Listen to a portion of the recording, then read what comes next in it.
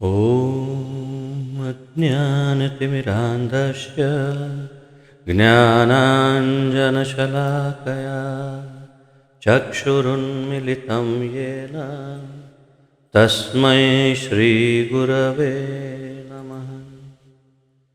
नमः ॐ विष्णुपादाय कृष्णप्रेष्ठाय भूतले श्रीमते जयपताका स्वामिन् इति नामिने। नमो आचार्यपादाय निताय कृपाप्रदायने गौरकथाधामदाय नगरग्रामतारिणे। नमः ॐ विष्णुपादाय कृष्णप्रेष्ठाय भूतले श्रीमते भक्तिवेदान्तस्वामिन् इति नामिने। नमस्ते सारस्वते देवे गौरवाणी प्रचारिणे निर्विशेषशून्यवादी पाश्चात्यदेशतारिणे।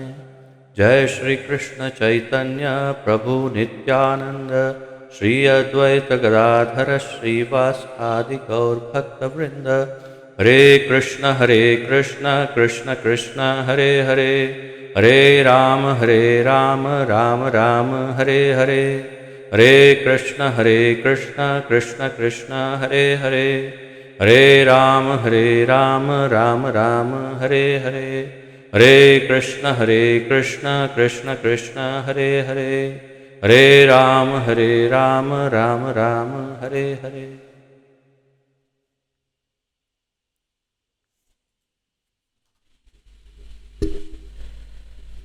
कलयुग पावन जगदोद्धारक कलयुग युग धर्म श्री हरिनाम संकीर्तन महायज्ञ की जय।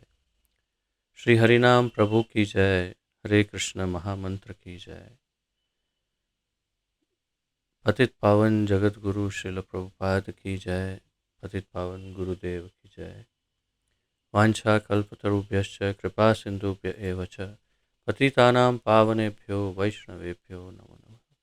आप सबके चरणों में मेरा दंडवत प्रणाम तथा आप सबका बहुत बहुत स्वागत है आज के इस कार्यक्रम में, जिसमें हम सम्मिलित रूप से श्री नामामृत पवित्र नाम का अमृत इस ग्रंथ का अध्ययन कर रहे हैं, जिसका आलेखन श्रील प्रभुपाद जी के वरिष्ठ शिष्यों द्वारा हुआ है। और ये ग्रंथ की रचना वास्तव में मूल रूप से अगर देखें तो प्रभुपाद जी द्वारा आलेखित जितने भी ग्रंथ हैं, जिसमें उन्होंने हरिनाम हरे कृष्ण महामंत्र कलयुग के युग धर्म के विषय में जहाँ जहाँ जो जो भी आलेखन किया है, उन सब का उसमें वर्णन किया गया है। और वो जो वर्णन है प्रभुपाद जी के अपने शब्दों में, उसी का संकलन इस ग्रंथ में हुआ है। तो मूल रूप से ये बहुत ही अद्भुत, दिव्य, बहुत ही महत्वपूर्ण ग्रंथ है, जिसके अंतर्गत हम हरे कृष्ण महामंत्र का महत्व सम्मिलित रूप से ज्ञात कर सकते हैं। और एक ही बार में संपूर्ण ये जो अति अद्भुत स्रोत हरे कृष्ण महामंत्र के महिमा का, हरिनाम के महिमा का, कलयुग पावन कलयुग का युग धर्म, उसके महिमा का ये स्रोत, एकमात्र स्रोत पूरे विश्व में ढूंढिए, कोई अन्य ऐसा ग्रंथ नहीं मिलेगा जिसमें एक साथ इतना सारा कलयुग के युग धर्म के विषय में लिखा गया हो। कोई और लेखक नहीं, कोई और ग्रंथ नहीं, कोई और शास्त्र नहीं, ये एकमात्र ऐसा अति दिव्य अद्भुत शास्त्र है। तो आइए प्रारंभ करते हैं। मैं आपके साथ स्क्रीन शेयर करूंगा। एक दो क्षण का मैं विराम लेता हूं, एक कुछ यहाँ टेक्निकल प्रॉब्लम है, और फिर प्रारंभ करते हैं। मैं स्क्रीन शेयर करूंगा।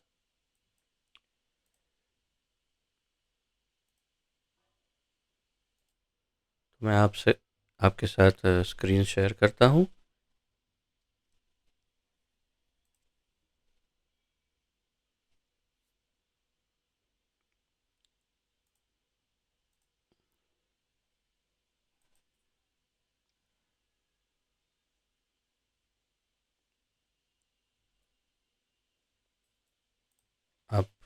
देख पा रहे हैं एकदम स्पष्ट रूप से?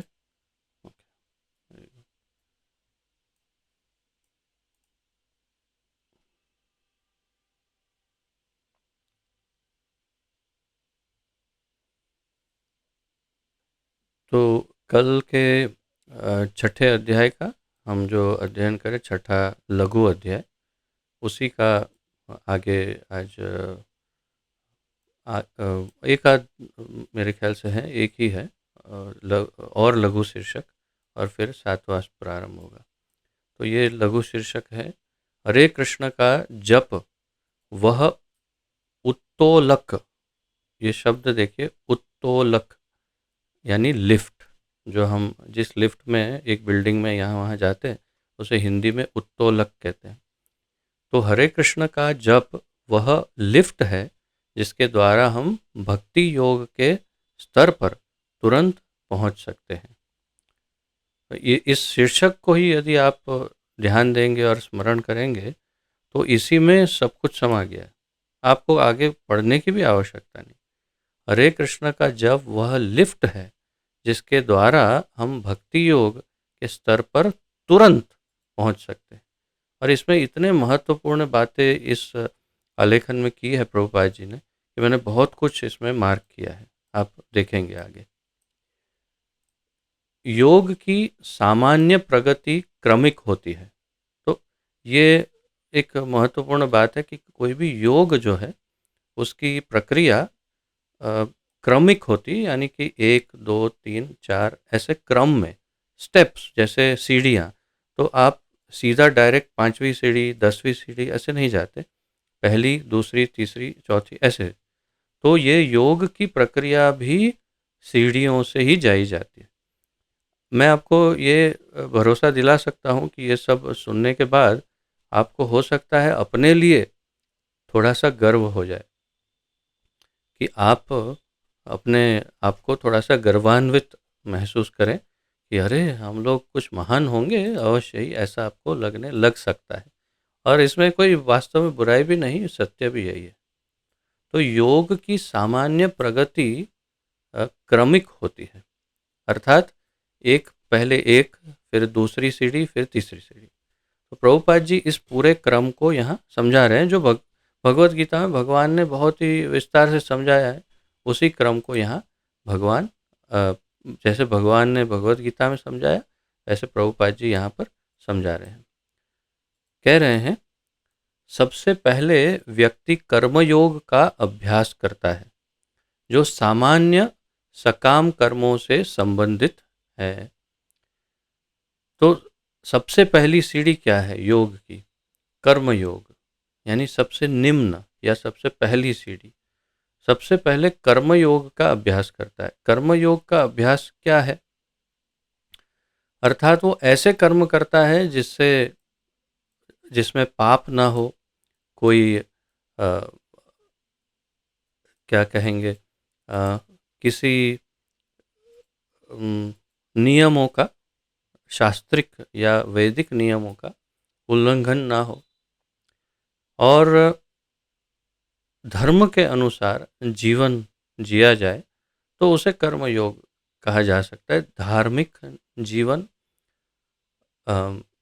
और अपने अपना अपना जो कर्तव्य है, वो कर्तव्य को निभाया जाए जिसमें सही ढंग से, और शास्त्रों में वेदों में जो बताया गया है उसका पालन किया जाए, उसे कहा जाएगा एक पूर्ण रूप से कर्मयोगिक जीवन। तो वो है कर्मयोग। सामान्य कर्मों में पाप कर्म सम्मिलित होते हैं, लेकिन कर्मयोग ऐसे कर्मों को वर्जित करता है। तो जो मैंने अभी आपको बताया, वही प्रभुपाद जी बता रहे हैं कि जो सामान्य कर्म होते हैं, जो सामान्य लोगों के कर्म, उसमें पाप होता है, किंतु जो कर्म योग होता है उसमें पाप वर्जित होता है, यानी वो पाप नहीं करते। कर्मयोग केवल अच्छे पवित्र कर्मों या विहित कर्मों से संबंधित है।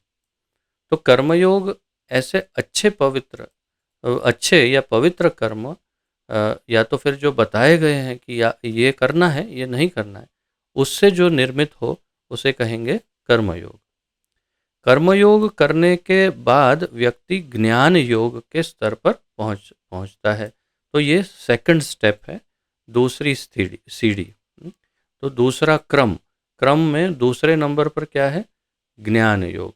अर्थात कर्म योग से उन्नत होकर के ज्ञान योग तक पहुंचते हैं। ज्ञान के स्तर से व्यक्ति इस अष्टांग योग यानी अष्टांग योग प्रणाली, ध्यान, धारणा, प्राणायाम, आसन आदि को प्राप्त करता है। तो अष्टांग योग जो है या समाज, ये बहुत संक्षिप्त वर्णन किया प्रभुपाद जी ने। भगवान ने भगवत गीता में बहुत विस्तार से किया, क्रम समझाया, और यहाँ प्रभुपाद जी ने इसे काफ़ी शॉर्ट में बता दिया, केवल कुछ पंक्तियों में, कुछ लाइंस में। और कह रहे हैं कि ज्ञान योग से और आगे उन्नति होती है तो ध्यान योग, जिसमें ध्यान, धारणा, प्राणायाम, आसन आदि, और फिर अंत में समाधि। समाधि यानी भगवान के साथ का मिलन एक प्रकार से, या फिर उनका ध्यान, भगवान का ध्यान। आगे बताएंगे कि भगवान का ध्यान। तो ये होता है अष्टांग योग। और अष्टांग योग से जैसे ही व्यक्ति भगवान विष्णु पर ध्यान केंद्रित करता है, वह भक्ति योग के बिंदु पर पहुंचता है। तो वास्तव में जैसे ही कोई समाधि की स्थिति में पहुंच जाता है अष्टांग योग में, तो समाधि में वो भगवान विष्णु पर ध्यान करता है। और भगवान विष्णु पर जैसे ही वो ध्यान करने लगता है, तो अर्थात वो अब भक्ति योग की सीमा में प्रवेश कर गया है। अब ऐसा नहीं कहा जा सकता कि वो भक्त बन गया, किंतु भक्ति योग में पहला कदम उसने रख दिया, ऐसा कहा जा सकता है कि हाँ, यहाँ से अगर वो प्रगति करेगा तो अवश्य भक्त बन जाएगा। प्रभुपाद जी कह रहे हैं भक्ति योग पूर्णता की अवस्था है। ये देखिए बहुत ही महत्वपूर्ण वाक्य है, और इसकी पुष्टि संपूर्ण भगवत गीता में अलग अलग जगहों पर भगवान स्वयं कर रहे हैं।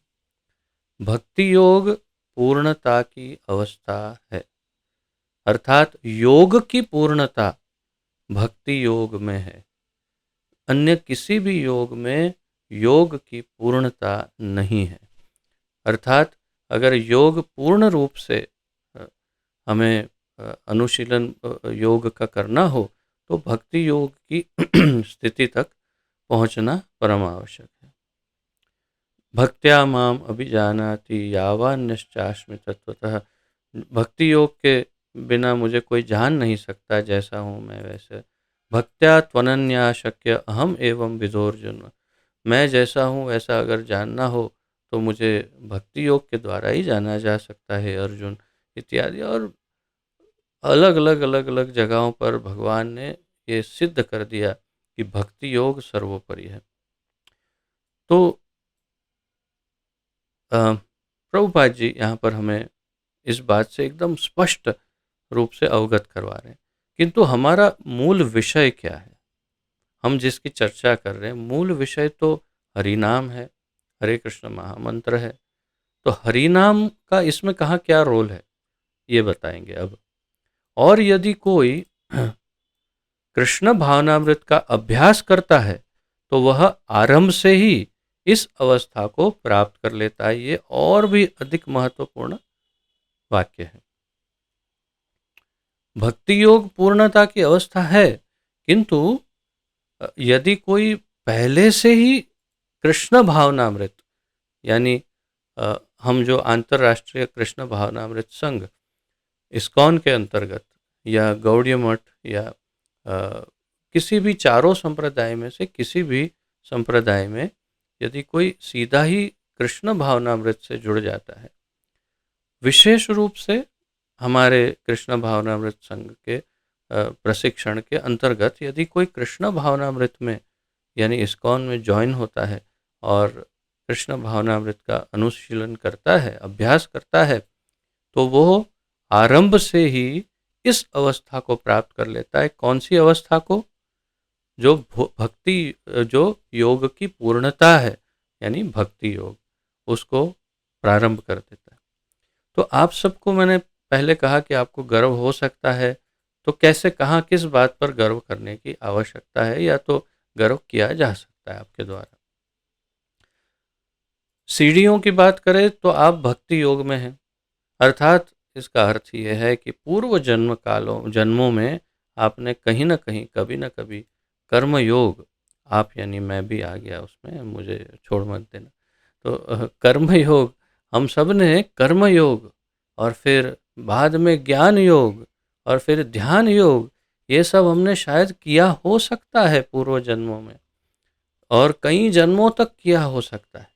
और फिर अंत में वासुदेव सर्वम इति, इस बात का ध्यान हुआ, या फिर ध्यान में नारायण या विष्णु का ध्यान किया, और फिर अ, किसी वैष्णव की कृपा दृष्टि हम पर पड़ गई, तो हम भक्ति योग में आ गए। अच्छा, दूसरे दृष्टिकोण से देखें, और ये मान ले कि हमने पूर्व जन्मों में कुछ भी नहीं किया, मान लो कि हमारे पास शून्य है ज्ञान, कोई पुण्य कुछ अर्जित कुछ किया नहीं है, हम शून्य हैं। तो भी हम, क्योंकि हम पर किसी वैष्णव की दृष्टि पड़ी है, और हम इस भक्ति योग में आ गए, कृष्ण भावनामृत में आ गए, तो हम सीधे ही उस अवस्था तक पहुंच गए जिसमें हम कई जन्मों में पहुंचते, यानी कई जन्मों तक हम कर्म योग आदि करते, फिर हम ध्यान योग, ये ज्ञान योग में चले जाते, फिर कर्म योग, अष्टांग योग, समाधि आदि, और फिर हम कभी पहुंचते उसमें सीधे ही पहुंच गए। अर्थात उदाहरण प्रभुपाद जी यहाँ आगे पैराग्राफ में देंगे कि 100 मंजिल का, 100 फ्लोर का एक बिल्डिंग है, उसमें सीढ़ी भी है और लिफ्ट भी है। यदि आप सीढ़ी से जाते हैं तो आप कब पहुंचेंगे बोल नहीं सकते, 100 मंजिल, 100 फ्लोर्स, और लिफ्ट से जाएंगे तो बस कुछ ही क्षण में पहुंच जाएंगे। ये भक्ति योग या कृष्ण भावनामृत जो है वो उस लिफ्ट की तरह है। तो शीर्षक वही है, और प्रभुपाद जी अंत में कहते हैं यही सीधा मार्ग है, यही डायरेक्ट सीधा मार्ग है। तो हम सब बहुत ही परम परम भाग्यशाली हैं, बल्कि ये कहूँगा कि शायद सबसे अधिक भाग्यशाली है अन्यों से, कि हम सीधे इसी मार्ग में हैं। और विशेष रूप से मैं ये इतने बलपूर्वक इसलिए कह रहा हूँ क्योंकि अगर आप मेरे फेसबुक प्रोफाइल में देखेंगे तो अबाउट मी का जो सेक्शन होता है उसमें मैंने एक आलेख बहुत वर्षों से लिख के रखा हुआ है, जो अंग्रेजी में है वास्तव में, आप उसको बांग्ला में ट्रांसलेट करके भी देख सकते हैं, कि मेरे जीवन में कितने अलग अलग अलग प्रकार के संप्रदायों और सिद्धांतों में से गुजरता हुआ मैं यहाँ तक पहुँचा हूँ। बाल्यकाल से ही मेरे माता पिता मुझे अलग अलग अलग सत्संग कार्यक्रमों में, जो भी जैसे भी किसी भी प्रकार से जो भी कुछ भी हो ले जाते थे। और अब वे क्यों जाते थे वो मुझे पता नहीं, किंतु मुझे साथ में, क्योंकि मैं एक ही मात्र पुत्र था, तो ले जाते थे। और बाल्यकाल से ही मैंने अलग अलग सिद्धांतों, अलग अलग संप्रदायों, और अलग अलग यहाँ तक कि कुछ कुछ धर्म की भी उसका भी मैंने ज्ञान या उसका मुझे अनुभव प्राप्त हुआ। और हमारे परिवार में पिताजी के साइड पर अधिकतर सभी बहुत ही चुस्त ज्ञान मार्गी हैं, और ऐसे चुस्त ज्ञान मार्ग के वातावरण में, यहाँ तक कि मैं भी कई बार जब वाद विवाद लोग कहीं किसी से करता, तो मैं सीधा ही एकदम से घोषणा करता कि सर्वश्रेष्ठ तो ज्ञान मार्ग है, भक्ति मार्ग तो उन लोगों के लिए है जो बहुत साधारण सामान्य लोग होते हैं। मैं खुद ऐसा कहता था एक समय पर, और अब मैं बहुत शर्मिंदा हूँ उस बात से कि बिना कुछ जानकारी प्राप्त किए मैं ऐसा कहता था। तो आज भी मेरे परिवार के वो लोग शायद ऐसा कहते हो या कह सकते हैं, किंतु आज मैं बहुत ही स्पष्ट रूप से अनुभव कर चुका हूँ तथा ज्ञान भी प्राप्त कर चुका हूँ कि भक्ति मार्ग ही सर्वोपरि है, और क्यों है वो भी समझ में आ गया। किंतु इतने सारे मार्गों में से निकलने के बाद मैं ये अवश्य कह सकता हूँ कि हम अगर भक्ति मार्ग में यानी कृष्ण भावनामृत में हैं, और अगर अन्य किसी को हमने देखा नहीं, सुना नहीं, कुछ अनुभव किया नहीं, तो आप ये समझिए कि आप इतने परम अति परम भाग्यशाली हैं कि मैं क्या कहूँ। मेरी अवस्था बिल्कुल वैसी थी जो दो मृदंग सीखने के लिए दो शिष्य जाते हैं एक गुरु के पास। एक को पूछते हैं, गुरु क्या आपको कितना आता है? उन्होंने कहा हाँ, मैंने ये ताल सीखा है, वो कुछ कुछ ये सीखा था, और थोड़ा थोड़ा मैंने कुछ इतनी इतनी वस्तुएं सीखी है। तो कहा ठीक है, हाँ आपकी फीस है 500 रुपये प्रति माह। ठीक है। दूसरे को पूछा आप कितना सीखे हैं? तो उन्होंने कहा मुझे कुछ भी नहीं आता है, बिल्कुल कुछ नहीं आता है। ठीक है, आपकी फीस है 200 रुपये प्रति माह। वो बोल अरे, मैं तो इतना सारा जानता हूँ और मुझे 500 रुपये, ऐसा क्यों? तो कहा कि गुरुदेव ने कि आपको जितना जितना गलत सीख सीख के आए ना, यहाँ वहाँ से ये वो सब कुछ भुलाने के लिए पहले मुझे श्रम करना पड़ेगा, उसके 300, और फिर सिखाने के 200। तो इस प्रकार मेरी अवस्था बिल्कुल वैसी ही थी। जब मैं कृष्ण भावनामृत में आया, मुझे काफ़ी समय लगा सब कुछ स्वीकार करने में, क्योंकि अंदर इतनी ग्रंथियाँ थी दिमाग में, ज्ञान की, इसकी उसकी, वो इतनी धारणाएं, इतनी ग्रंथियाँ कि मुझे भक्ति योग को स्वीकार करने में बहुत समय लग गया। बहुत समय अर्थात कम से कम 1 वर्ष लगा मुझे। और 1 वर्ष के बाद मुझे लगा कि हाँ, ये उचित मार्ग है, यही सही मार्ग है, और यही अंतिम मार्ग है। तो अब जहाँ मैं हूँ वहाँ हूँ श्रील गुरु महाराज और श्रील प्रभुपाद जी की अनुकंपा से, और हमारे मेरे शिक्षा गुरुओं की कृपा से। तो ये सीधा मार्ग है, और आप अपने आप को बहुत भाग्यशाली समझ सकते हैं, गर्व महसूस कर सकते हैं कि आप इस सीधे मार्ग में आके बैठ गए हैं। अब कहीं जाइएगा मत, क्योंकि यही सबसे उचित मार्ग है। प्रभुपाद जी आगे लिखते हैं, यदि कोई ज्ञान योग का अभ्यास करता है और सोचता है कि उसने परम को प्राप्त कर लिया है, तो वह भूल कर रहा है, जैसे मैं कर रहा था। एक समय ऐसा आया जब मुझे लगने लगा कि मैं ही तो भगवान हूँ। वास्तव में वास्तव में ऐसा समय आया था मेरे, बहुत वर्षों पूर्व की बात है ये, मेरे युवा अवस्था की बात। अब मुझे लगने लगा हाँ, मैं ही तो भगवान हूँ। हाँ, ये अलग बात है कि कभी दस्त हो गए, कुछ पेट में गड़बड़ हो गई, और शरीर में से एकदम क्या शक्ति निकल गई, तब वो डॉक्टर जी, वो बचाओ मुझे, कोई बचाओ। तो भगवान क्या ऐसा करते हैं, वो बचाओ बचाओ मुझे? तो लेकिन ये बुद्धि कहाँ थी?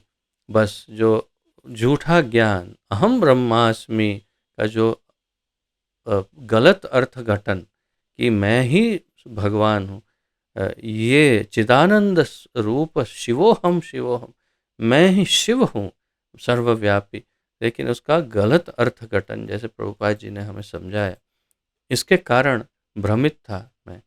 तो ये ऐसा हो सकता है ज्ञान मार्ग में, इसका यहाँ पर चेतावनी इसकी दे रहे हैं प्रभुपाद जी।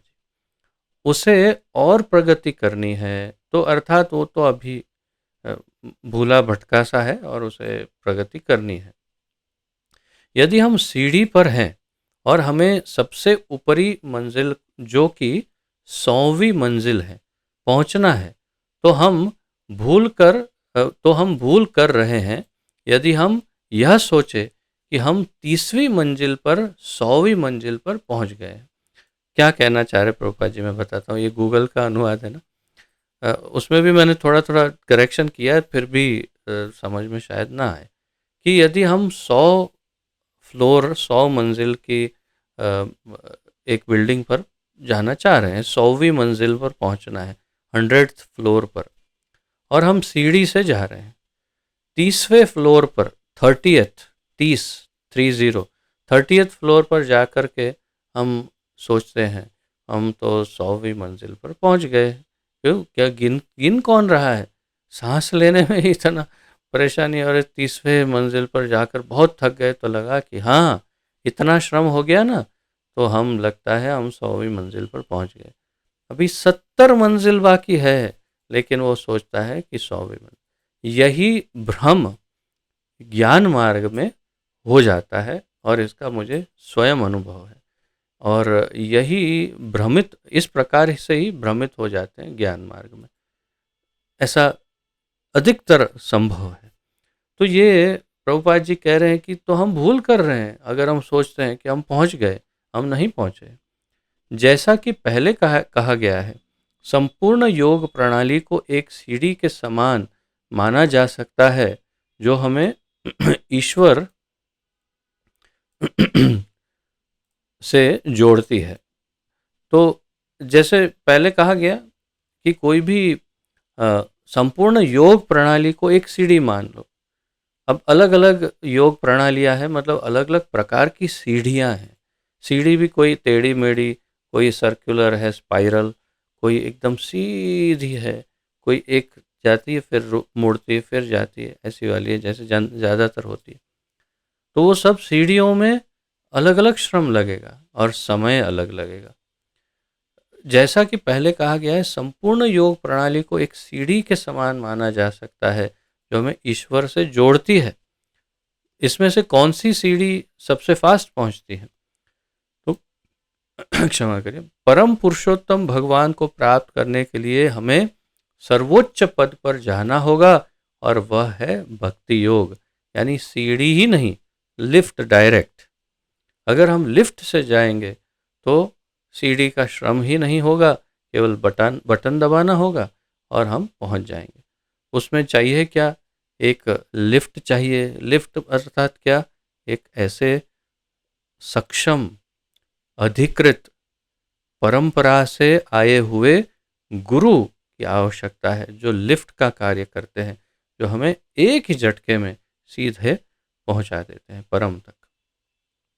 उनकी आवश्यकता है, और उसके द्वारा हम भक्ति योग का अनुशीलन करते हुए सीधे ही परम पुरुषोत्तम भगवान को प्राप्त कर सकते हैं। लेकिन अगर हमें लिफ्ट लेने का मौका मिले तो इतनी सीढ़ियां क्यों चढ़नी चाहिए? लिफ्ट के जरिए हम कुछ ही सेकंड में शिखर तक पहुंच सकते हैं, प्रभुपाद जी कह रहे हैं। अगर लिफ्ट मिल जाए तो सीढ़ी क्यों चाहिए? क्यों मूर्खता करें? और जो ऐसा कर रहे हैं उनको कितना समय लगने वाला है, वो आप इसका प्रमाण भगवत गीता में भगवान ने कहा, बहुनाम जन्मनाम अन्ते ज्ञानवान माम प्रपद्यते। बहुत सारे जन्म लेने के बाद एक ज्ञानी मुझ तक पहुंच सकता है। तो भक्ति योग यही लिफ्ट है, वह सीधी प्रक्रिया जिसके द्वारा हम कुछ ही सेकंड में शिखर तक पहुंच सकते हैं। और ये भक्ति योग वही लिफ्ट है जिसके द्वारा कुछ ही क्षण में हम उस परम शिखर, भगवान, परम पुरुषोत्तम, परम भगवान श्री कृष्ण तक हम पहुंच सकते हैं। प्रॉब्लम यह है अन्य मार्गों में कि उन्हें ये पता ही नहीं कि उन्हें 100वीं मंजिल तक जाना है, बस सीढ़ी चढ़ते जा रहे हैं। प्रॉब्लम यह है, पहले तो ये पता हो कि 100वीं मंजिल है, 100वीं मंजिल क्या है वो भी पता हो। कृष्ण, भगवान, नारायण, विष्णु कुछ पता हो तो पहुंचेंगे ना। अब उन्हें बस इतना पता है कि हम आध्यात्मिक मार्ग में जा रहे हैं, हमें सब ज्ञान जैसे मैं क्योंकि ज्ञान मार्ग के बैकग्राउंड से हूँ, तो मैं जानता हूँ ये लोग क्या करते हैं। हमारे परिजन, वे ऐसा ऐसा गुह्य ज्ञान ढूंढ के लाते हैं। जैसे एक उदाहरण, लेकिन कहाँ कहाँ पर व्यस्त हो जाते हैं और फिर कहाँ मूल मंजिल तक नहीं पहुँचते, वो मैं आपको बता रहा हूँ। एक बार मेरे किसी परिजन से बात कर रहा था और फिर मैंने उल्लेख किया कि व्यास देव ने ऐसा ऐसा लिखा है, और तो तुरंत उन्होंने कहा, कौन से व्यास देव? बहुत सारे व्यास हैं, आप कौन से व्यास की बात कर रहे हैं?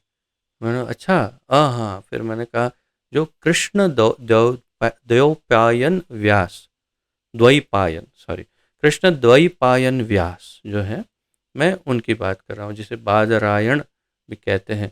तो कृष्ण द्वैपायन व्यास जो है, अब ठीक है। तो कहा हाँ हाँ हाँ, मैं समझ गए, हम समझ गए। तो जो अभी 5,000, 5,500, 6,000 वर्ष पूर्व आए, उनकी आप बात कर, अर्थात उनके पास ये नॉलेज है कि बहुत सारे व्यास हुए हैं।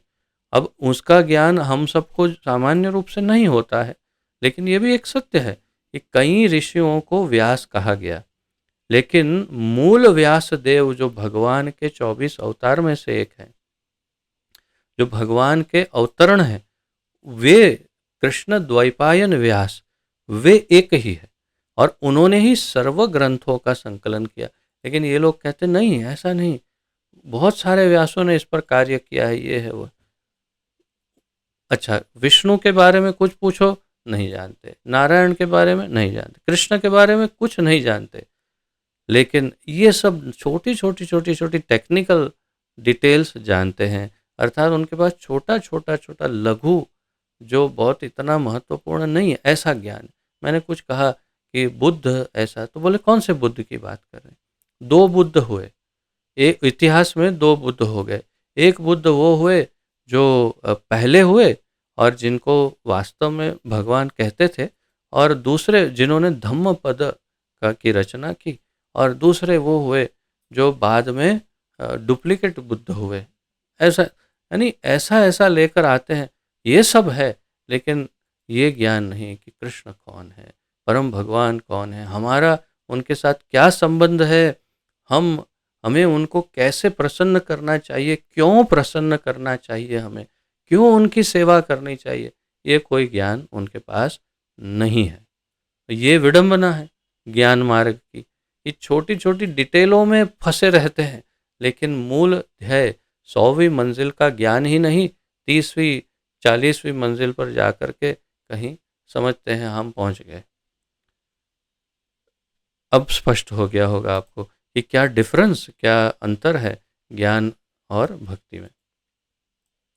प्रभुपाद जी आगे कहते हैं, हम अन्य सभी योग चरणों का अनुसरण करते हुए चरणबद्ध तरीके से या ढंग से आगे बढ़ सकते हैं, और सदैव व्याकुल और चिंतित रहते हैं। भगवान चैतन्य महाप्रभु ने अपनी अहेतु की कृपा से हमें वह लिफ्ट प्रदान की है, जिसके द्वारा हम तुरंत भक्ति योग के स्तर तक पहुंच सकते हैं। तो महाप्रभु को इसका श्रेय दिया, जो बिल्कुल सर्वथा 100% उचित है, कि ये लिफ्ट प्रदान करने वाले, जो महामंत्र रूपी लिफ्ट हमें प्रदान करने वाले श्रीमन भगवान श्री चैतन्य महाप्रभु स्वयं हैं। अवश्य ही, और कौन कर सकता है ये कार्य? जीवों का उद्धार साक्षात भगवान पिता नहीं करेंगे तो और कौन करेगा? तो इसलिए भगवान श्री चैतन्य महाप्रभु ने हम पर दया की, और ये सब सारी सीढ़ियाँ समाप्त हो गई, और सीधा एक लिफ्ट में बिठा दिया, और वो है हरे कृष्ण महामंत्र। जैसे मैंने कहा गुरु भी एक लिफ्ट है, ऐसे हरे कृष्ण महामंत्र भी एक बहुत ही जबरदस्त लिफ्ट है, जिसमें हम बैठ जाएं तो हम सीधे ही परम भक्ति योग के परम चरण तक पहुंच सकते हैं। भक्ति योग में भी नवधा भक्ति, नवधा भक्ति में भी सर्वश्रेष्ठ सर्वोपरि है श्रवण कीर्तन, और उसमें भी कलयुग का युग धर्म है हरि नाम कीर्तन। इसलिए सर्वश्रेष्ठ लिफ्ट, लिफ्टों में भी अगर कोई कैटेगरी हो तो सर्वश्रेष्ठ लिफ्ट, जैसे चाइनीज लिफ्ट, ओटिस की लिफ्ट, ये कंपनी, अगर ऐसा हो तो सबसे हाई स्पीड की, एकदम जिस पर आप भरोसा कर सकते हैं बीच में नहीं खराब होगी, ऐसी लिफ्ट हो तो वो है हरे कृष्ण महामंत्र हरिनाम संकीर्तन की लिफ्ट कलयुग में, जो हमें श्री चैतन्य महाप्रभु ने प्रदान की। वह सीधा साधन हरे कृष्ण का जप है, और यह भगवान चैतन्य महाप्रभु का विशेष उपहार है। ये उपहार है महाप्रभु का हम जीवों को, कि चलो आप बस केवल इतना कर लो और आ जाओ मेरे पास। मैंने कहा ना, मैं हर बार प्रतिदिन लगभग एक बार तो कह ही देता हूँ शायद, कि ये हमारा सबसे बड़ा ऑफर है। इससे बड़ा ऑफर न भूतो न भविष्यति, न कभी भूतकाल में हुआ, न कभी भविष्य में ऐसा ऑफर दोबारा मिलने वाला है। ये सबसे टॉप ऑफर है। और ये ऑफर क्या है? ये ऑफर है, हरे कृष्ण महामंत्र जप करो। आपने पहले क्या किया है? कर्म योग किया कि नहीं? ज्ञान योग, ध्यान योग कुछ किया कि नहीं? वो सब का कोई कोई उसका कोई मतलब नहीं है। इसका कोई अर्थ नहीं। इसका कोई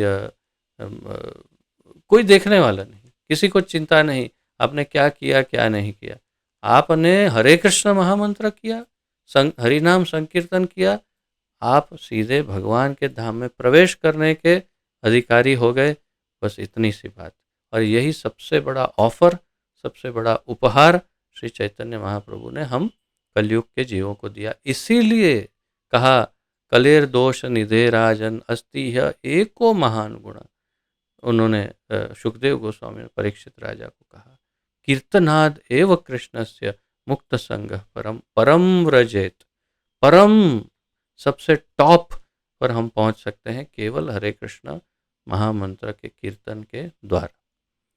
और इसलिए ही कलयुग के लोगों से ईर्ष्या करते हैं अन्य सभी युग के लोग।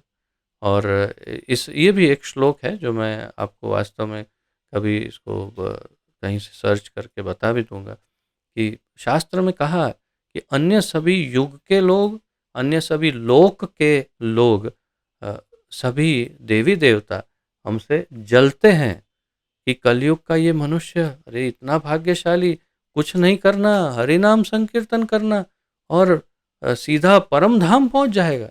और हम सब क्या क्या नहीं करते, क्या क्या नहीं किया, लेकिन अभी हम पहुंचे नहीं, और पहुंचने में पता नहीं, गारंटी भी नहीं पहुंचेंगे कि नहीं।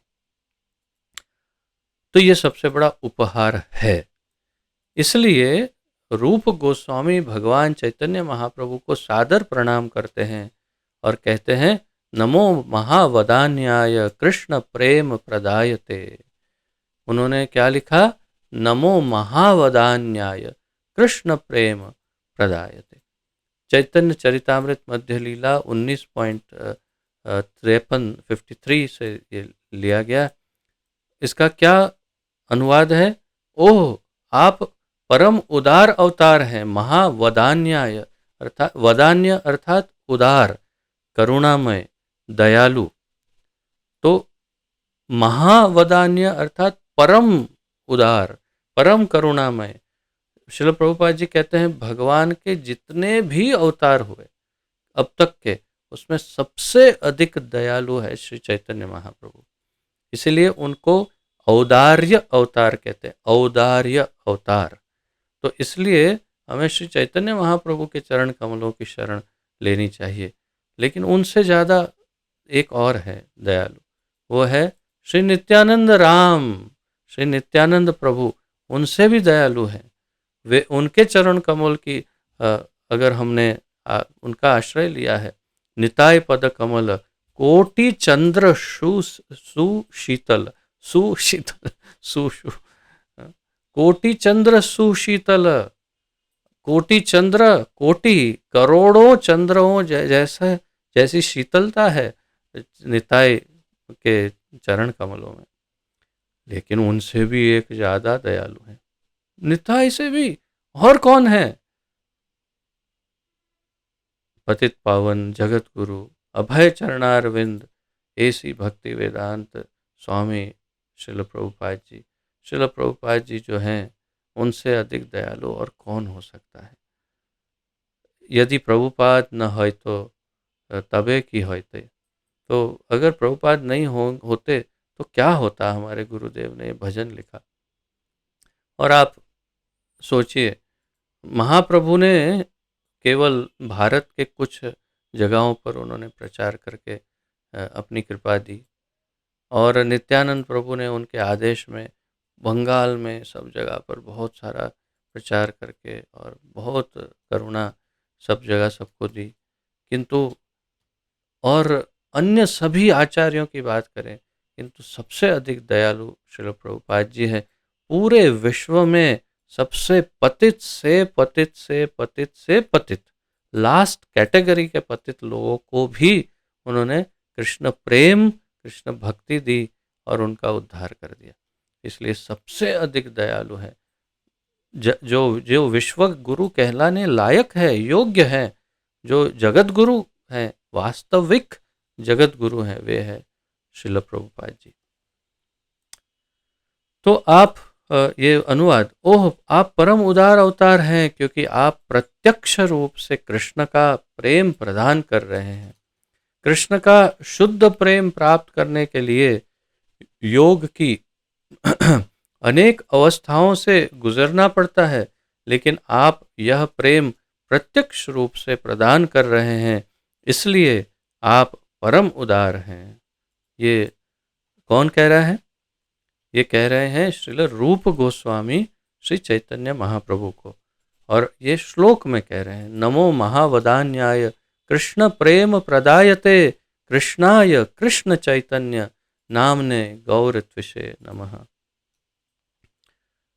तो जो जिनका नाम कृष्ण है, कृष्ण नहीं, जिनका वर्ण कृष्ण नहीं, लेकिन जो स्वयं कृष्ण है, और जिनका नाम क्या है? श्री कृष्ण चैतन्य, जिन्होंने नाम धारण किया है श्री कृष्ण चैतन्य, ऐसे परम भगवान साक्षात श्री कृष्ण जो हैं, वे इतने उदार हैं, इतने दयालु हैं कि बिल्कुल सहजता से कृष्ण प्रेम प्रदान कर देते हैं। जैसे मैंने पहले भी इसकी चर्चा की थी कि जिसे भी स्पर्श करेंगे, आलिंगन करेंगे, उसको कृष्ण प्रेम मिल जाता और वे नाच उठते, हरि हरि हरि हरि हरे कृष्ण बोलकर नृत्य करने लग जाते। ऐसे वे कृष्ण प्रेम लुटाते थे श्री चैतन्य महाप्रभु। तो इसलिए वास्तव में ये सत्य है कि परम उदार तो श्री कृष्ण चैतन्य महाप्रभु ही हैं, और ये लिया गया था पूर्णता का मार्ग, द पाथ ऑफ परफेक्शन, इस ग्रंथ से जो प्रभुपाद जी द्वारा आलेखित है। तो अब आज का 7वां शीर्षक जिसका हम प्रारंभ करते हैं, ये है 7वां अध्याय, लघु अध्याय, प्रथम अध्याय का लघु 7वां अध्याय, जिसका मूल शीर्षक है पवित्र नाम का जप तपस्या के सभी फल प्रदान करता है। इस शीर्षक को स्मरण रखिए, पवित्र नाम का जप तपस्या के सभी फल को प्रदान कर देता है। इसका लघु शीर्षक आज का, हरे कृष्ण का जप करने से व्यक्ति सर्वोच्च सिद्धि प्राप्त करता है, जो पहले केवल महान तपस्या से ही प्राप्त होती थी। ये सब हम वास्तव में देख तो चुके हैं, किंतु अलग अलग, बिल्कुल अलग ढंग से प्रभुपाद जी से प्रस्तुत करेंगे। अब हम पढ़ेंगे तो आप समझ जाएंगे। हरे कृष्ण का जप करने से व्यक्ति सर्वोच्च सिद्धि, परम व्रजेत, सर्वोच्च सिद्धि गोलोक धाम प्राप्त कर सकता है, कृष्ण प्रेम प्राप्त कर सकता है, जो पहले केवल महान तपस्या से प्राप्त होता था। वो भी एक्चुअली अगर वास्तव में देखने जाए तो ये भी एक प्रश्न चिन्ह ही है कि क्या यौगिक तपस्या से, यानी अष्टांग योग से, क्या ध्यान से, क्या ज्ञान योग से, क्या कर्म योग से कृष्ण प्रेम की प्राप्ति हो सकती? तो शायद नहीं। और क्या ये संभव है कि इसके द्वारा आप गोलोक धाम में एंट्री ले सकते हैं? तो डेफिनेटली नहीं, निश्चित रूप से नहीं। तो मैंने आपको कल भी बताया था कि ब्रह्म संहिता में स्वयं प्रभु ब्रह्मा जी लिखते हैं कि किस प्रकार उनके जो क्षेत्रपाल हैं भगवान के, वो वे योगियों को एंट्री ही नहीं देते हैं वैकुंठ जगत में, वहीं से उनको एक्चुअली मार मार के भगा देते हैं, ऐसा लिखा है। और वो मेरी आप ब्रह्म संहिता का जो सेशन है यूट्यूब में, उसमें आप सुनेंगे तो उसमें बहुत स्पष्ट रूप से ये बताया गया है। तो किसी अन्य मार्ग से परम तो नहीं मिलेगा, लेकिन फिर भी सर्वोच्च सिद्धि प्रभुपाद जी कह रहे हैं अगर मिलती, अगर मान लो किसी दूसरे रास्तों से, तो वो सिर्फ हरे कृष्ण जप करने से मिल जाएगी। और वो कैसे, तो यहाँ पर समझा रहे हैं। यदि कोई परम लक्ष्य प्राप्त करने के लिए कठिनाइयाँ भोगना और तपस्या करना चाहता है तो उसे भगवान की कृपा प्राप्त करनी होगी। यदि कोई परम लक्ष्य प्राप्त करना करना चाहता है और उसके लिए वो तपस्या करना चाह रहा है, अपने आप को तपाना चाहता है, कठिनाइयाँ यानी अलग अलग प्रकार की कठिनाइयों से गुजरना चाहता है, यानी तपस्या ही, तो उसे फिर भी भगवान की कृपा तो फिर भी प्राप्त करनी होगी, ऐसा प्रभुपाद जी कह रहे हैं। अर्थात केवल तपस्या करने से उसको भगवान या भगवत्ता या फिर भगवान की, ना वो भगवान बन पाएगा, ना वो भगवान की कृपा प्राप्त कर पाएगा, ना वो भक्ति प्राप्त करेगा, ना वो परम धाम या वैकुंठ को प्राप्त करेगा, वो कुछ नहीं होगा। उसके उदाहरण क्या है? हिरण्यकश्यपु, हिरणाक्ष, रावण, कुंभकर्ण, अ, फिर जैसे भस्मासुर आदि अनेक असुर जिन्होंने बहुत बहुत बहुत कठिन कठिन तपस्याएं की, बहुत कठोर तपस्याएं, बहुत बड़ा लंबा लिस्ट है, लगभग सारे ही असुर। आप रामायणम जी में देखो, जितने असुर हैं सभी ने तपस्या की, यानी जो रावण के साथ वाले जितने, आप उसके पूर्व काल में असुरों को देखो, उसके बाद वाले असुरों को देखो, यहाँ तक कि कंस, सभी ने कहीं ना कहीं कुछ ना कुछ ऐसी तपस्या की। और क्या प्राप्त करने के लिए? भगवान बनने के लिए, भगवत्ता प्राप्त करने के लिए, स्वयं भगवान बनना चाहते थे, इसलिए उन्होंने ये तपस्या की और प्राप्त हुआ उनको क्या, वे भगवान बन पाए? सब जानते हैं कि क्या हुआ, है ना। तो तात्पर्य ये है कि उसमें भी अगर वैसा करना भी हो तो भी उसे भगवान की कृपा प्राप्त करनी होगी।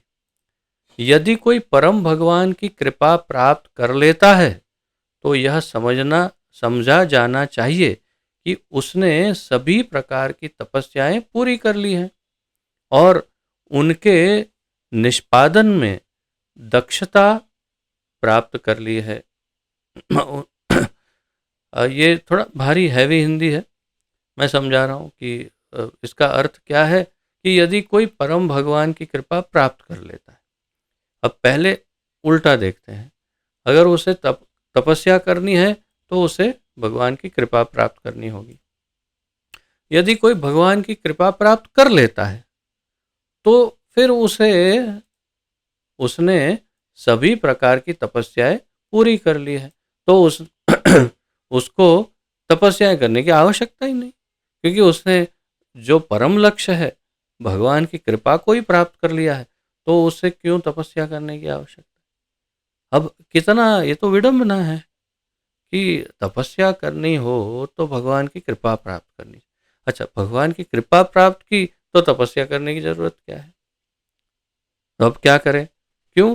क्योंकि उसने उनके निष्पादन में दक्षता प्राप्त कर ली है, क्योंकि जो तपस्या में जो जो भी उसको कठिनाई आएगी और उसको पार करके फिर जो वो परफेक्ट तपस्या कर पाएगा, वो तो उसकी दक्षता, परफेक्टनेस, एक्सपर्टनेस जो है, एक्सपर्टीज, वो उसने पहले ही प्राप्त कर लिया भगवान की कृपा।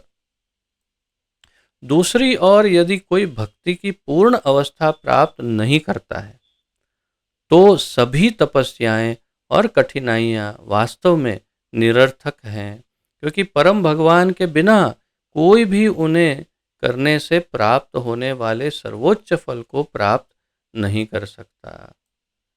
क्या क्या कहा? दूसरी ओर यदि कोई भक्ति की पूर्ण अवस्था प्राप्त नहीं करता, अर्थात वो भक्ति योग में है ही नहीं, ऐसा कहने का तात्पर्य है कि या तो फिर थोड़ा सा स्पर्श किया भक्ति को और बस हो गया, फिर तपस्या में डूब गया। यानी जैसे कोई वृंदावन में आया, वृंदावन धाम में आ गया और कर क्या रहा है? एक दिन में 3 बार वृंदावन की परिक्रमा, फिर हर एकादशी को 5 बार गिरिराज की परिक्रमा, और प्रतिदिन केवल सिर्फ एक ही वस्तु का आहार कर रहा है, कोई भी एक फल चुनेगा वही खाएगा, और दिन में 3-4 घंटे, 3 घंटे मात्र सोता है, और ये कहता हूँ सारी प्रकार की बहुत कठिन, कभी भी पैर में चप्पल नहीं पहनता, केवल लंगोट पहनता है। और यहाँ पर एक बाबा जी हैं जो प्रातः काल, बहुत काल, अब यूट्यूब में देखेंगे, बहुत ही प्रातःकालीन, लगभग 3 बजे के ऐसे वे परिक्रमा करते हैं। वे केवल एक लंगोट, कौपिन धारण करते, वो भी स्टील का, और उसको भी चेन से उन्होंने ताला लगाया हुआ है। तो आप थोड़ी कल्पना कर सकते हैं क्या अर्थ है। यानी एक स्टील का लंगोट बनाया है, उसमें चेन लगाया और ताला लगाया। उचित अनुचित की मैं बात नहीं कर रहा हूँ, क्योंकि वृंदावन में है, वे तपस्या करते हैं, और वे प्रतिदिन दौड़ करके पूरे वृंदावन की परिक्रमा करते हैं, दौड़ के। कुछ यूट्यूब वीडियो में ऐसा, अब मुझे स्मरण ज़्यादा नहीं, कुछ 30 मिनट में, 40 मिनट में पूरी परिक्रमा कर लेते हैं। और उम्र कितनी है, कुछ 80 के ऊपर ही है, कुछ 80-90 ऐसा कुछ शायद, जो भी हो, बहुत वृद्ध है।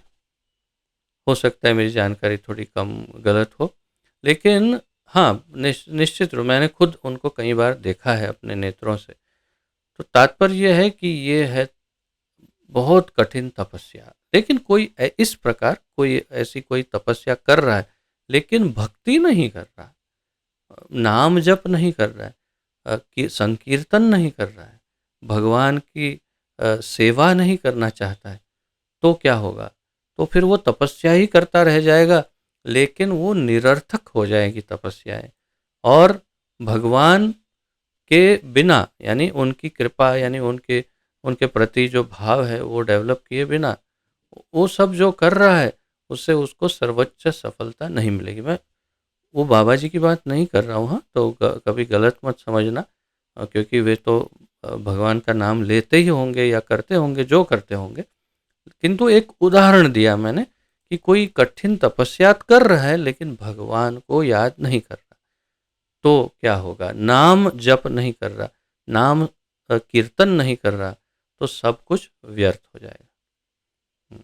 श्रम एव ही केवलम, शास्त्र कहते हैं, श्रम एव ही केवलम, अर्थात वो जो भी करता है वो केवल एक श्रम हो जाएगा। स्वानुष्ठितः पुंसम विश्वक्सेन कथासु यः न उत्पादयेद यदि रतिम श्रम एव ही केवलम। यानी कोई श्रेष्ठता से धर्म का पालन करता है, श्रेष्ठ, लेकिन उसके धर्म पालन में विश्वक्सेन कथासु यह न उत्पादयेद यदि रतिम, तो कृष्ण के प्रति उसको रति, प्रेम जागृत नहीं हो रहा है। वो जो धर्म पालन कर रहा है उसमें उसको कृष्ण के प्रति प्रेम जागृत नहीं हो रहा है, तो क्या है? श्रम एव ही केवलम, वो केवल एक व्यर्थ का श्रम है। उदाहरण उदाहरण ऐसे कि जैसे मान लो कि कहीं पर बहुत सारे पत्थर पड़े हैं, और किसी ने कहा ये पत्थर उधर रख देना, ठीक है, तो उसने सारे पत्थर उठाए और पूरा दिन लगा दिया और रख दिया। फिर वापस वो व्यक्ति आए, बोले अरे महामूर्ख, तुमको वहाँ नहीं यहाँ रखने को कहा था, कहाँ रख दिए, उठाओ वहाँ से, फिर वहाँ रखो पत्थर। तो उसने जो पूरा दिन लगाया उसका क्या हुआ? श्रम एव ही केवलम, सिर्फ श्रम किया, यूजलेस लेबर, केवल श्रम किया लेकिन परिणाम शून्य। ऐसा ही यहाँ पर प्रभुपाद जी कह रहे हैं कि ऐसा ही हो जाएगा अगर भगवान के प्रति कोई लगाव नहीं। जैसा कि भगवत गीता के 5वें अध्याय के 29वें श्लोक में कहा गया है, भगवान श्री कृष्ण सभी तपस्याओं और यज्ञों के स्वामी हैं। और ये श्लोक क्या है? भोक्तारम यज्ञ तपसाम सर्वलोक महेश्वरम। आप अच्छे से जानते ही होंगे, जानना चाहिए, इसे कंठस्थ करना चाहिए, बहुत महत्वपूर्ण श्लोक है। भोक्तारम यज्ञ तपसाम सर्वलोक महेश्वरम, मैं भोक्ता हूँ किसका? सभी यज्ञ और तपस्याओं का मैं भोक्ता हूँ। और क्या हूँ? सर्वलोक महेश्वरम, सभी लोगों का मैं महेश्वर हूँ, परमेश्वर हूँ, ऐसा भगवान कृष्ण कहते हैं।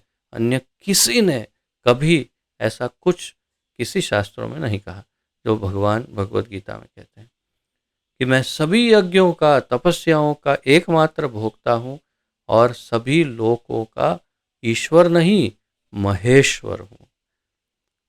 इस प्रकार तपस्या करने का वांछित फल भगवान कृष्ण से प्राप्त किया जा सकता है। भले ही कोई व्यक्ति चांडाल परिवार में उत्पन्न हुआ हो, पैदा हुआ हो, जो मानव समाज में सबसे निम्न जन्म है, वह गौरवशाली है यदि वह भगवान के पवित्र नामों का जप करता है, क्योंकि यह समझना चाहिए कि इस तरह के जप से एक भक्त निश्चित रूप से यह साबित करता है कि उसने अपने पिछले जीवन में सभी प्रकार की तपस्या की थी। सार रूप में क्या कहना चाहते हैं कि यदि कोई किसी भी कुल में जन्मा हो, निम्न से निम्न 4 वर्ण है, आप जानते हैं मुख्य रूप से क्षमा करें, ब्राह्मण, क्षत्रिय, वैश्य और शूद्र। सबसे निम्न कुल है शूद्र, किंतु शूद्र से भी अन्य बहुत सारे ऐसे वर्ण हैं जिनका इस 4 वर्णों में जिनका समावेश नहीं है, जो शूद्र से भी बहुत निम्न है, जैसे किराट, हुन्न, पुलिंद, श्वपच, यवन, इस प्रकार से। तो इसमें इसका बहुत बड़ी श्रृंखला है, बहुत सारे इसमें है। इसमें जैसे श्वपच यानी श्व अर्थात कुत्ता, पच यानी पका के खाने वाला, कुत्ते का मांस खाने वाले को श्वपच कहते हैं। इस लिस्ट में चाइनीज़ का नाम है भी कि नहीं, वो मुझे थोड़ा डाउट है, क्योंकि शायद उस समय ऐसे रहे होंगे लोग जो सब कुछ खा जाते हो, तो पता नहीं है उसका क्या नाम है, तो उसका कुछ स्पेशल ही टाइटल होगा, जो भी हो। किंतु स्मरण रहे, ऐसे चाइनीज़ भी आज कृष्ण भावनामृत से जुड़े हैं और बहुत श्रेष्ठ भक्त हैं। व्यक्तिगत रूप से मैं ऐसी एक चाइनीज़ माता जी को जानता हूँ। वास्तव में वो इतनी महत्वपूर्ण भूमिका उन्होंने निभाई है मेरे कृष्ण भावनामृत में, कि मुझे कृष्ण भावनामृत में सबसे पहली सेवा मेरे जीवन की उन्होंने ही दी थी, 18-19 साल पूर्व। और वो इतनी बड़ी प्रचारक है कि उनके कार्यों से बहुत सारे लोग भक्त बने हैं और बहुत ही चुस्त कृष्ण भावनामृत का अनुशीलन करती है। ऐसे बहुत सारे चाइनीज भक्त हैं, उनका उद्धार प्रभुपाद जी ने किया है। तात्पर्य यह है कि ऐसे, और यही उसका प्रमाण है। लीलामृता थोड़ा सा अंदर आना, इसका प्रमाण यहाँ पर ही प्रभुपाद जी ने दिया है। फैन और ये तुम्हारा सिस्टम भी, क्या प्रमाण दिया है प्रभुपाद जी ने यहाँ इस वाक्य में जो मैंने हाईलाइट किया, उसमें कहा क्या कहा उन्होंने कि कैसा भी वो कितने भी निम्न कुल में क्यों ना जन्मा हो, यदि वो कृष्ण का नाम, हरे कृष्ण महामंत्र का जप करता है, कीर्तन करता है, चाहे वो चांडाल हो या कुछ भी हो, वो सर्वश्रेष्ठ मानना चाहिए उसको, और ऐसा समझना चाहिए कि उसने पूर्व जीवन में सभी प्रकार की तपस्याएं कर ली है, इसलिए अब उसे कुछ करने की आवश्यकता नहीं, उसको परम गति मिलेगी, यह निश्चित है, चाहे वो कैसे भी कुल में क्यों न जन्मा हो। भगवान चैतन्य की कृपा से जो व्यक्ति महामंत्र हरे कृष्ण कृष्ण कृष्ण हरे हरे, हरे राम राम राम हरे हरे का जाप करता है, वह सर्वोच्च सिद्धि प्राप्त करता है। ये है ब्रह्म वाक्य। भगवान चैतन्य महाप्रभु की कृपा से जो व्यक्ति महामंत्र का जाप करता है, वह सर्वोच्च सिद्धि प्राप्त करता है, जो पहले समुद्र में प्रवेश करके 10,000 वर्षों तक तपस्या करने वाले लोगों द्वारा प्राप्त की गई थी। बताइए, प्रभुपाद जी भी एक प्रकार से थोड़ी सी मजाक जैसे ही कह रहे हैं, जो समुद्र में प्रवेश करके 10,000 वर्षों तक वर्षों तक अगर कोई तप करता है और जो मिलता उससे वही फल आपको हरे कृष्ण महामंत्र जप करने से मिलेगा, चाहे किसी भी वर्ण में आप जन्मे हो। इस कलयुग में यदि कोई व्यक्ति हरे कृष्ण मंत्र के जप का लाभ नहीं उठाता है, जो इस युग के पतित मनुष्यों के लिए एक महान अनुदान के रूप में दिया जाता है, तो यह समझना चाहिए कि वह भगवान की मायावी शक्ति से बहुत अधिक मोहित है। यही प्रश्न हम सभी प्रचारकों का हमेशा होता है कि हम प्रयत्न तो करते हैं, लेकिन सामने वाला क्यों नहीं कर पाता। जैसे आपके परिवारजनों में, परिजनों में आप देखेंगे, आपने बहुत प्रयास किया हो सकता है, लेकिन वे हरे कृष्ण महामंत्र को नहीं अपनाते। जो अपनाते हैं, देखिए आपके सामने ये उदाहरण है, अभी हमारे समक्ष हैं, हमारे साथ हैं हमारे प्रिय चंद्रशेखर प्रभु जी।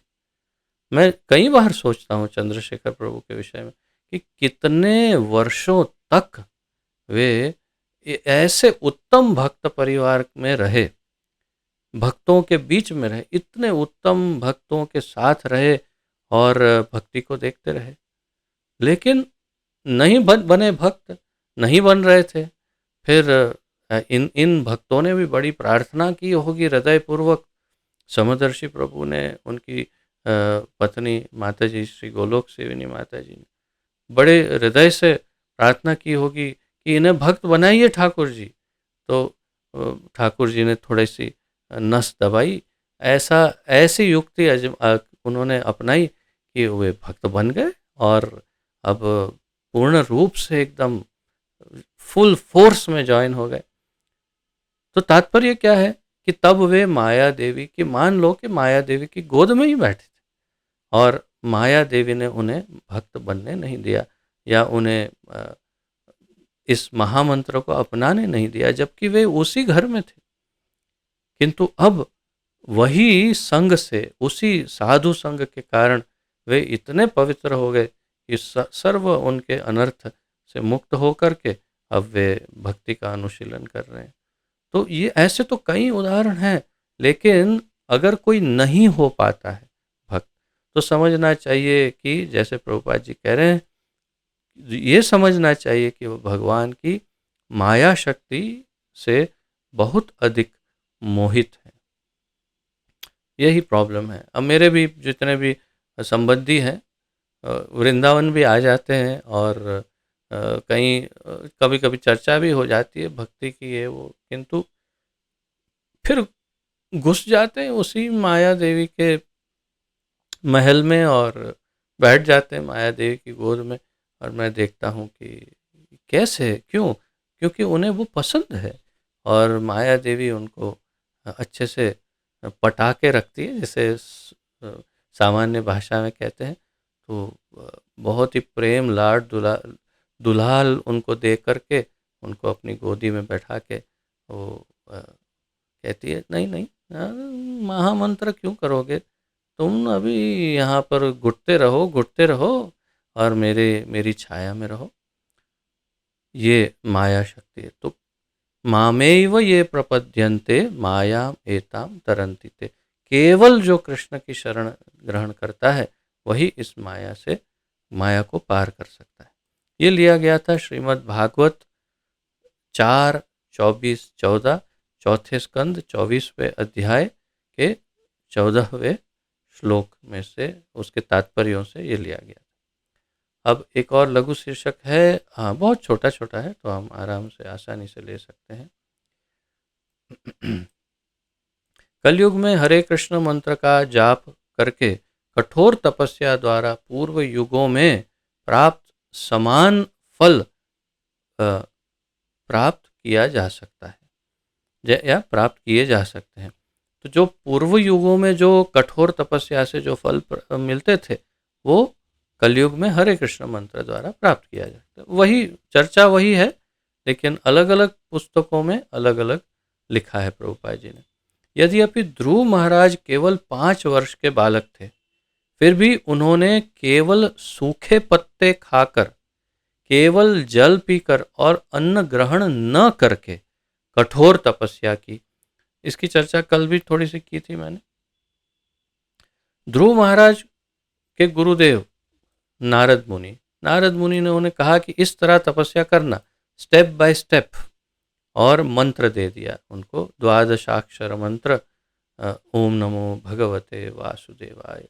ध्रुव महाराज भी, वो भी वही जप रहे थे। अब वो प्रहलाद महाराज भी हमने देखा। तो तात्पर्य ये है कि जो भी, या कोई भी मंत्र दिया, लेकिन एक उनको मंत्र दिया, एक उनको रास्ता दिखाया, और कहाँ जाने के लिए कहा ध्रुव को।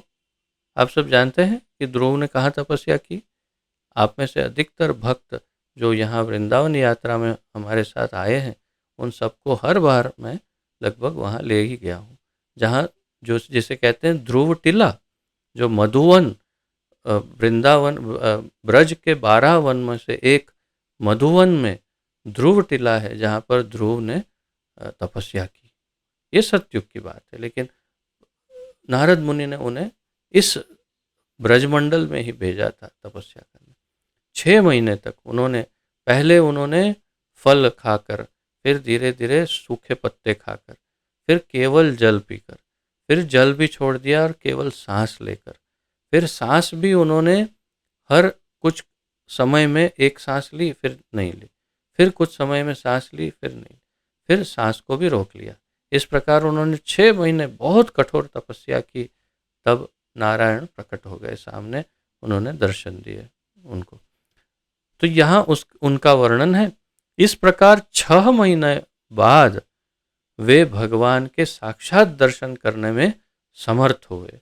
भगवान को देखकर वे अपनी सारी तपस्या भूल गए और बोले, स्वामिन कृतार्थोस्मि। क्या कहा उन्होंने? स्वामिन कृतार्थोस्मि।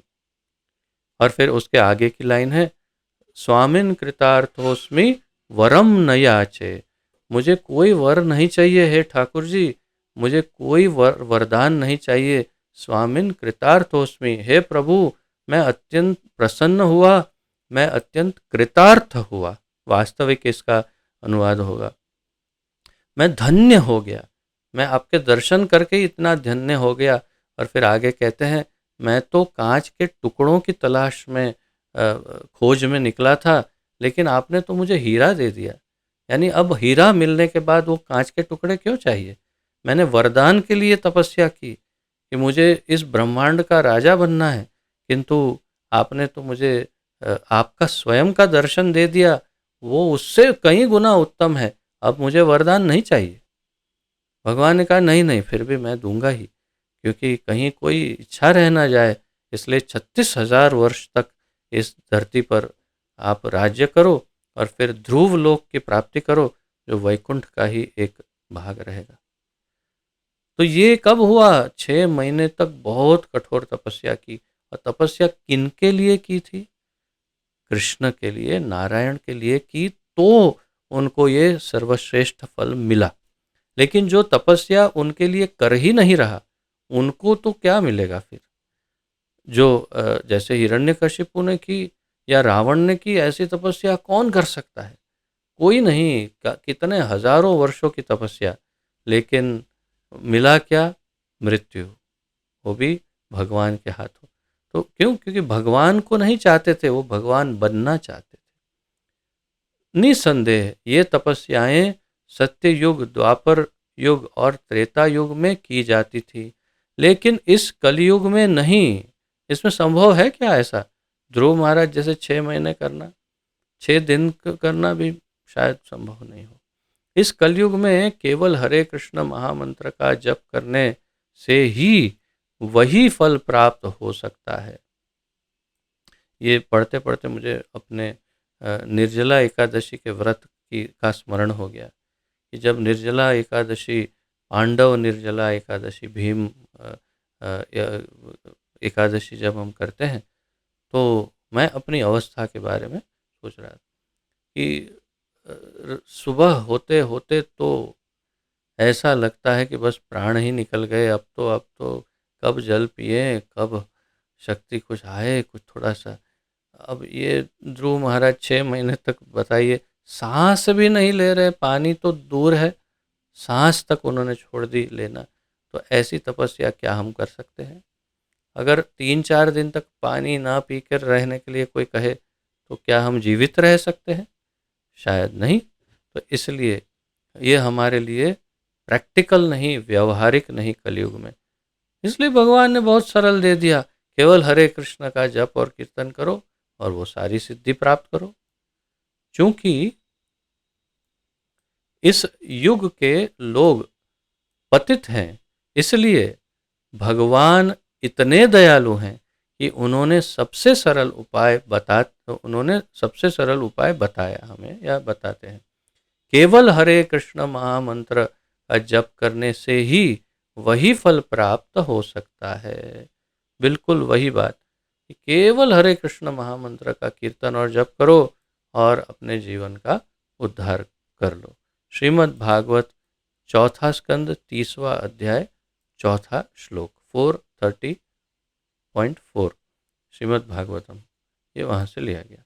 बस यही शीर्षक और चलता रहेगा। और देखिए कितना मधुर है, कितना एकदम स्पष्टता हो रही है हमारे हृदय में, अंतःकरण में। यदि आप ध्यानपूर्वक सुन रहे होंगे तो आपके हृदय में ये स्पष्टता हो ही रही होगी कि केवल हरे कृष्ण महामंत्र ही पर्याप्त है सभी सिद्धियों को प्रदान करने के लिए। हमें और किसी की आवश्यकता नहीं है, नहीं है, नहीं है। नास्ति एव नास्ति एव नास्ति एव गतिरन्यथा। यहाँ पर विराम लेना चाहेंगे, और यदि प्रश्न कोई है तो आपका मैं स्वागत करता हूँ। आप अपने कैमरा ऑन कर सकते हैं, वीडियो ऑन कर सकते हैं। और मेरे सामने यहाँ पर अभी 25 भक्त हैं, उसमें से जितने भक्त ऑन कर पाएंगे वीडियो उतना अच्छा रहेगा। और जी, शिव पालक माधव प्रभु जी, आप अपना प्रश्न पूछिए और अपने आप को थोड़ा सीधा कर लीजिए प्रभु जी।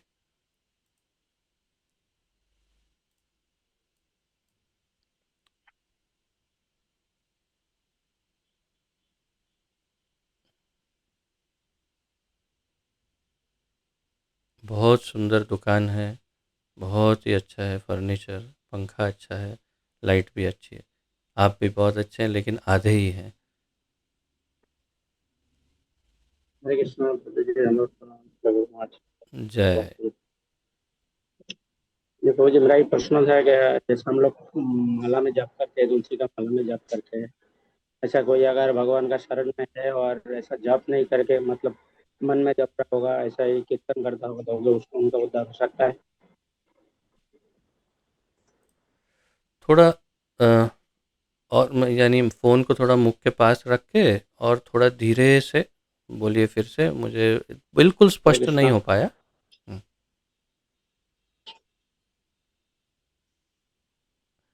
क्षमा करिए, मैंने माइक म्यूट कर दिया था। मैं ये कह रहा था कि आप थोड़ा सा फ़ोन को अपने मुख के पास रख के थोड़ा सा धीरे से, स्लो स्पीड से दोबारा रिपीट कीजिए। मैं पूर्ण रूप से नहीं समझ पाया। देखो, ये प्रभु जी, ऐसा प्रश्न है कि जैसा हम लोग जप करते हैं माला में, फिर कीर्तन भी करते हैं, ऐसे ही भगवान का शरण में इस तरफ रहते हैं हम लोग। अगर कोई माला में जप नहीं करके भी अगर खाली संकीर्तन करे, ऐसा मन में कीर्तन करे अगर, तो उन लोग का उद्धार हो सकता है? बिल्कुल हो सकता है एकदम, लेकिन उनको गुरु उनके नहीं हो तो, यानी अगर उनके कोई गुरु हो और उन्होंने उन्हें नाम जप करने की आज्ञा दी हो, जैसे हमारे गुरुदेव ने दी है, और अगर वो जप ना करे तो गुरोर अवज्ञा का उनको अपराध लगेगा और उनको कोई फल प्राप्त नहीं होगा। किंतु यदि उनके कोई गुरु नहीं है, केवल डायरेक्टली वे हरिनाम संकीर्तन को अपना लेते हैं, हरे कृष्ण महामंत्र का कीर्तन करने लग जाते हैं। क्षमा करिएगा, वो भोगशाला से मिर्ची का धुआं आया।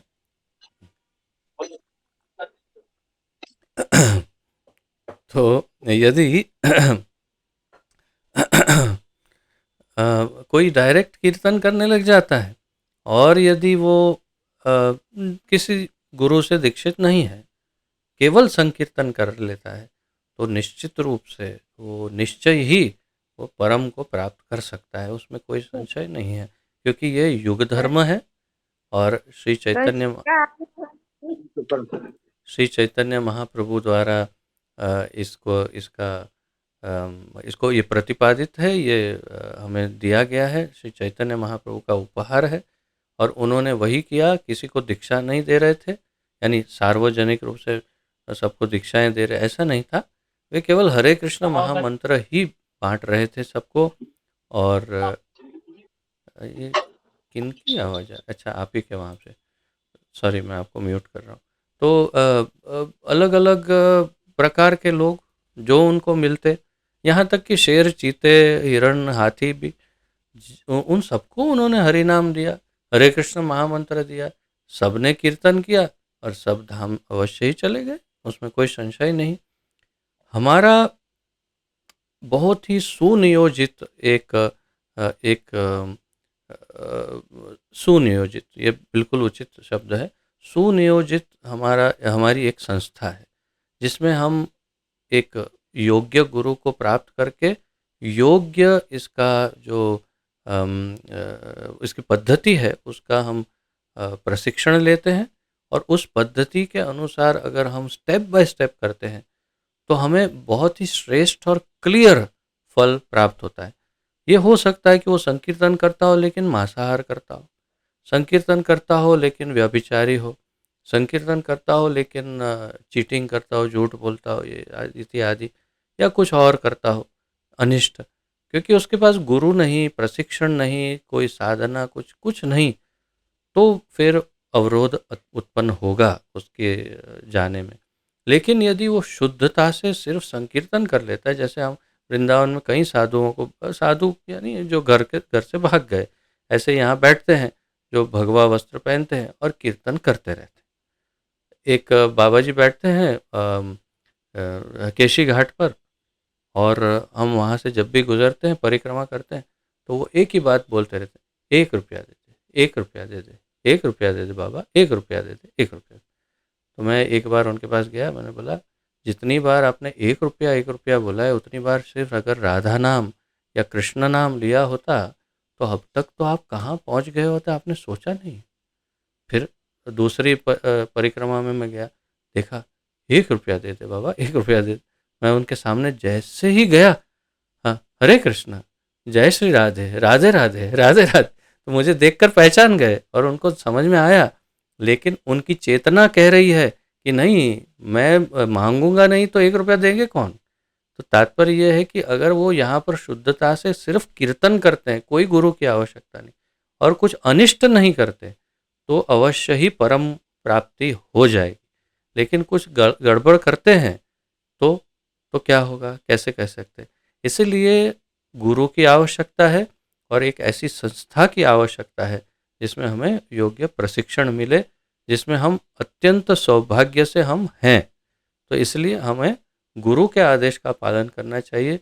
और 16 माला हमें यदि कहा है कि माला पर जप करना है तो करना है, प्लस संकीर्तन करना है, तो उससे हमें श्रेष्ठ फल प्राप्त होगा, उसमें कोई शंका नहीं। क्या मैं समाधान कर पाया आपके प्रश्न का प्रभु? धन्यवाद प्रभु, बहुत ही अच्छा प्रश्न पूछा, ये बहुत महत्वपूर्ण था और ये बहुत उपयुक्त प्रश्न था, योग्य, एकदम परफेक्ट क्वेश्चन। तो वेरी गुड, थैंक यू प्रभु जी, बहुत ही अच्छा। ऐसे कोई और प्रश्न जो इसी विषय के उपलक्ष्य में हो?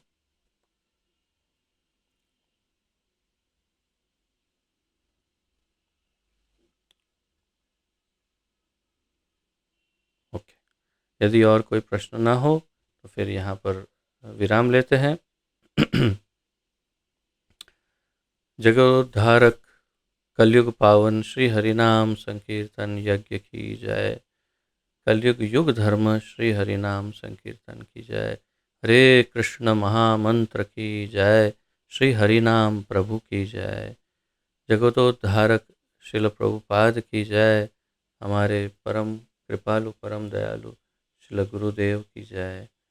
आप सभी भक्तों की जय हो। वांछा कल्पतरुभ्यश्च कृपा सिंधुभ्य एव च पतितानां पावनेभ्यो वैष्णवेभ्यो नमो नमः। आप सबके चरणों में दंडवत प्रणाम। आप सबका बहुत बहुत बहुत धन्यवाद।